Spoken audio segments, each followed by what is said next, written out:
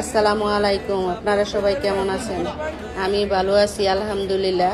আজকে আবার চলে আসলাম পুরান ঢাকার চক বাজারে কিছু ইফতার কেনার জন্য।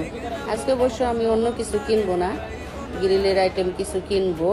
আমার হাজবেন্ডই কিনতেছে, আমি পাশে পাশে হাঁটছি শুধু। উনি তো আমার জন্য বিফ পরোটাটা অবশ্যই কিনবে, আমি না বললো। এটা আমার পছন্দের, উনি জানে আমার খুব পছন্দের একটা খাবার।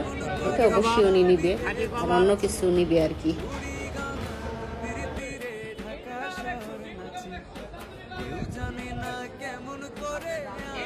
কোয়েল কত করে কোয়েল?